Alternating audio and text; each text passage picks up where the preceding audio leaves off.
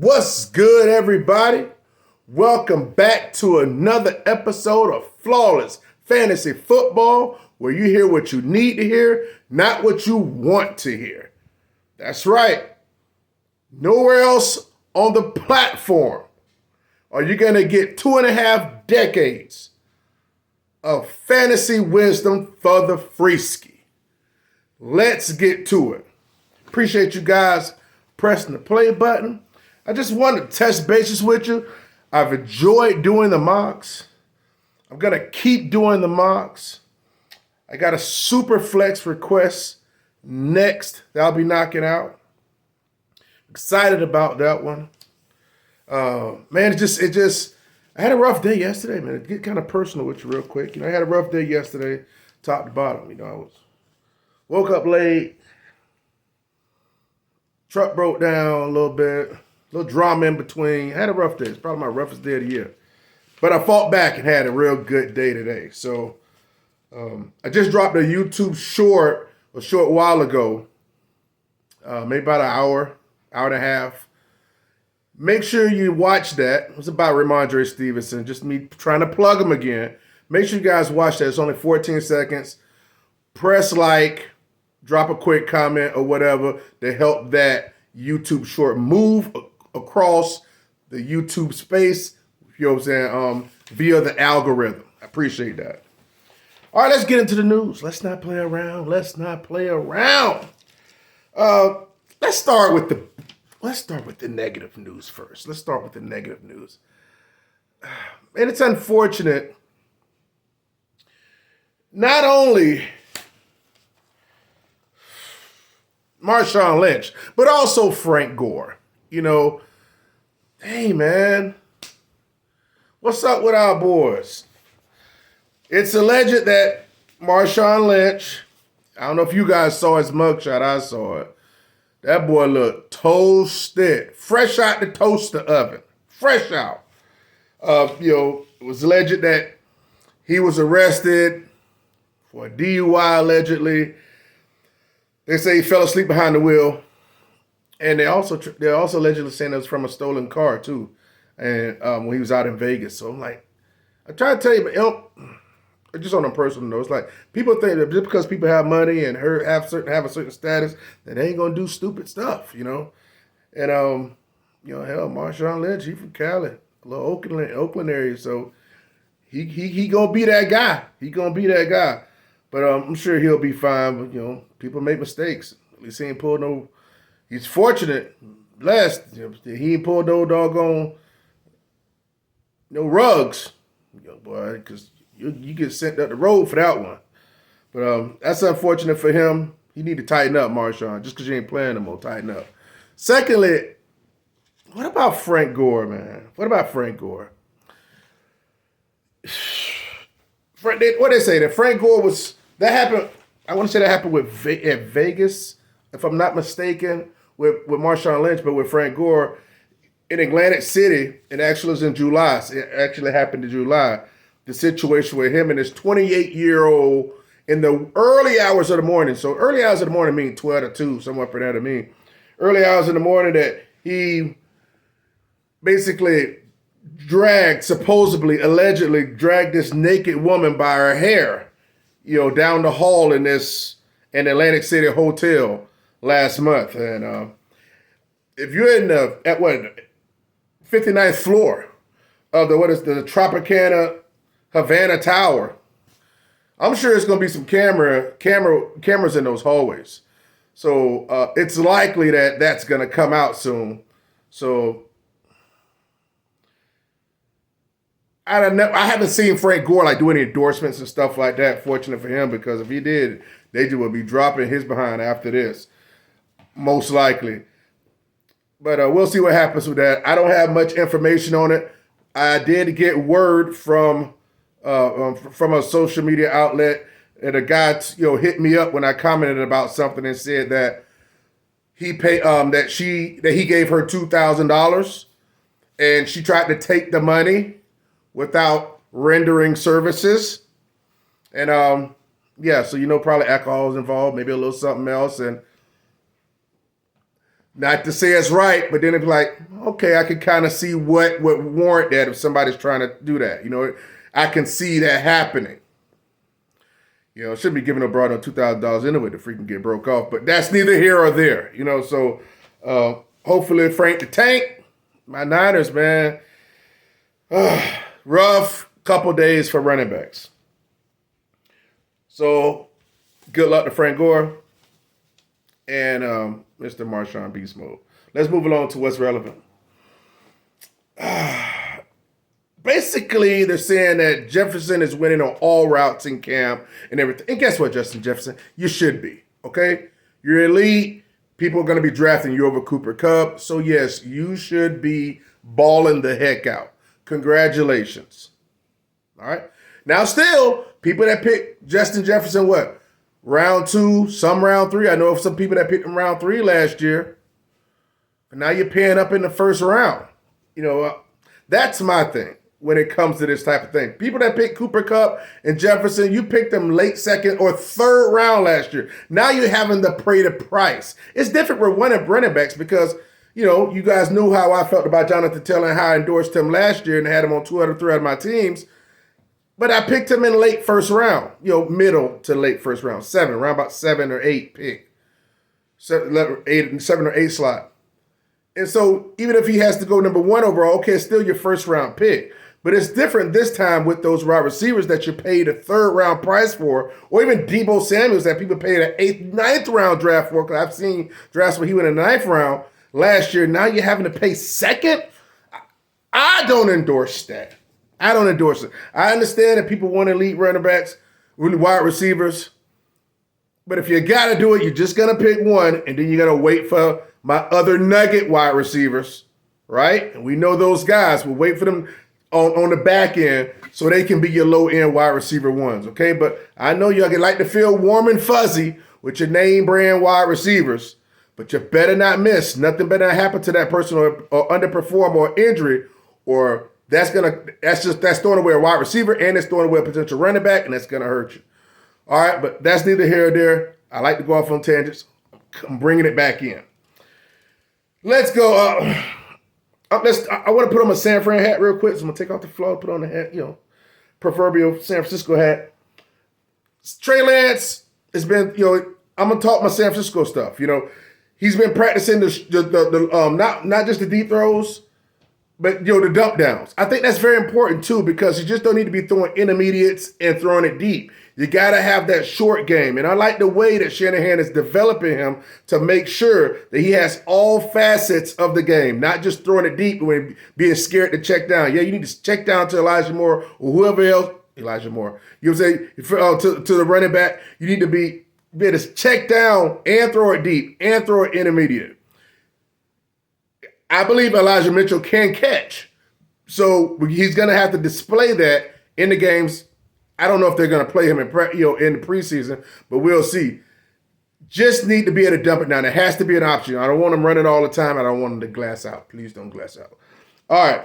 Also, Trey Sermon had a great day of practice. Elijah Mitchell did not practice the other day.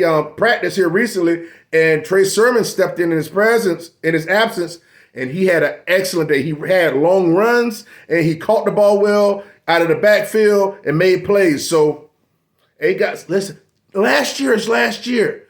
Remember, we have to be able to look and anticipate things. Brandon Ayuk was in the doghouse. He came out of the doghouse and he played well during the second half or so, later in the second half of the season. Now look at him. He's flourishing. Deebo is somebody's going to be paying second round prices for him in fantasy. But Ayuk is very likely, like I said before, to be the number 1 wide receiver over there. Change his situation. A quarterback that throws it downfield is not scared like Garoppolo, and he's killing people in camp. And then Brandon Ayuk, hell, he's going to what? 9th, 10th round sometimes? That's how you up your team.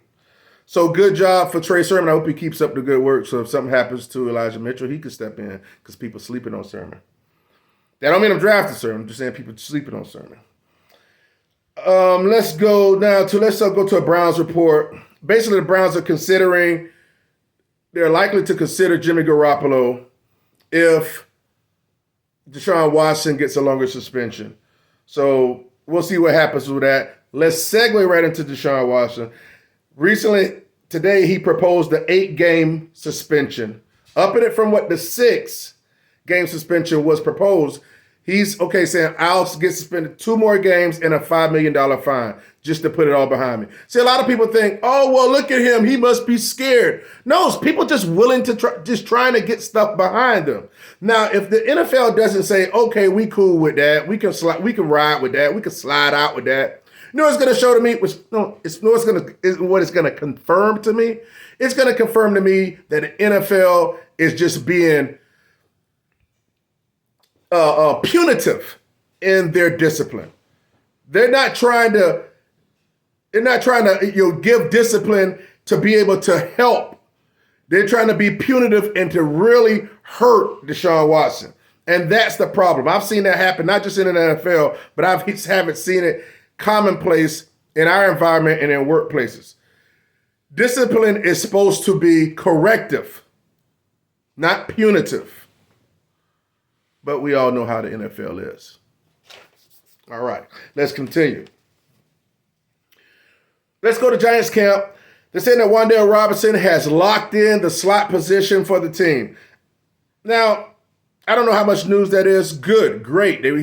He was drafted by this new regime, so he's slated to start at the slot. But of course, I still believe Kadarius Toney is going to be the most productive wide receiver there, even though he is a head case. So if he can keep it right, he's the most dynamic there. And him and Kennedy Golladay will be the starting two wide receiver sets, along with a tight end.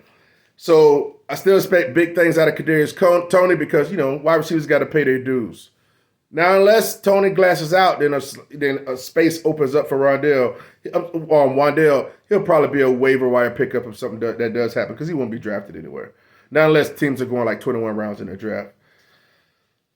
Pete Carroll says that he's comfortable with Kenneth Walker III being a 3-down back. Okay, whatever, Pete Carroll. You got to say that. You got to say that, okay? At the end of the day, if he – what's the name of it? Oh, man, get off my screen. Rashad Penny is out right now because he got a hamstring going on. He got a hamstring. And so if anything happens to him, he has to have confidence. He has to display confidence in his backup running back. So I don't blame him for saying that. It's one of those things you got to say, all right? But good luck to Kenneth Walker in being the backup because I believe he will have an opportunity sooner or later.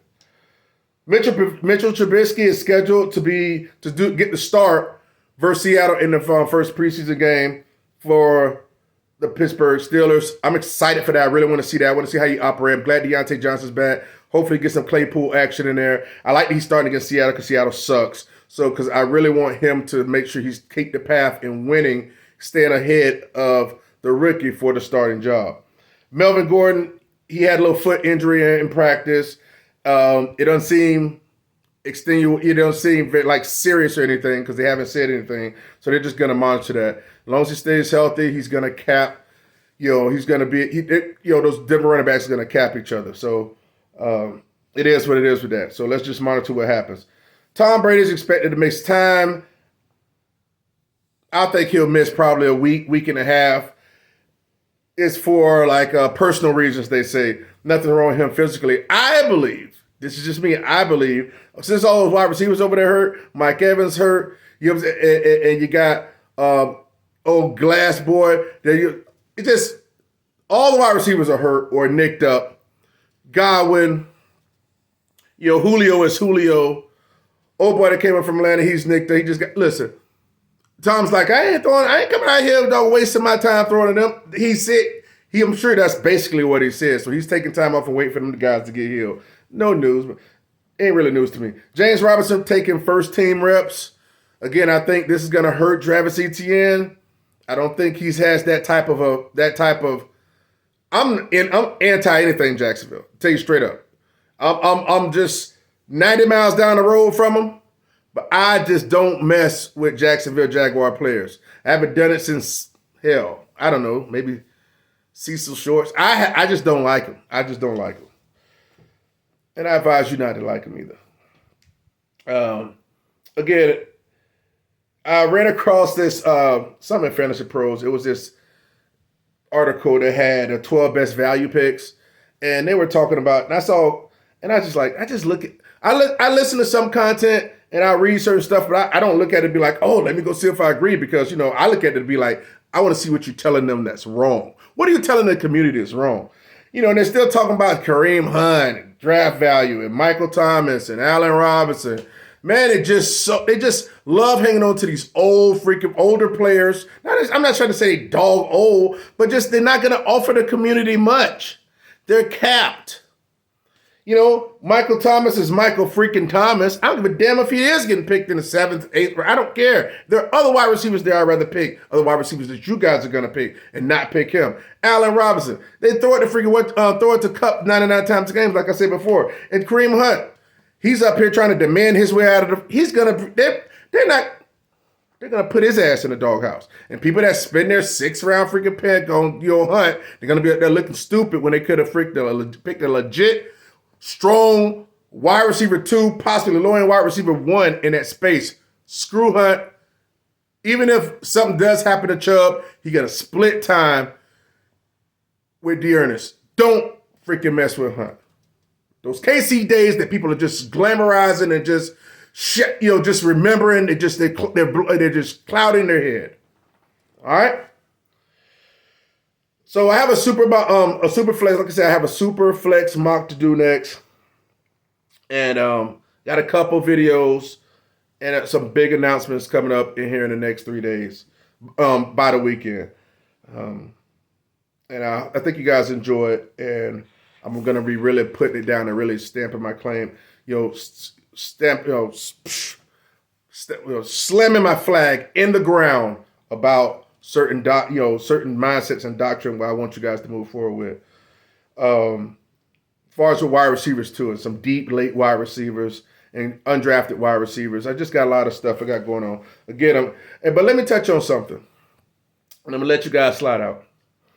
I did that 10-team PPR from the 9 spot for John Scotty, recommended by John Scotty. And this is not a diss on old boy. I want you to say that. So if you hear this, and if you are a follower, I'm glad you're following. I'm not sure if you did. I didn't look at my subscriber count like that. But I just want to talk about something.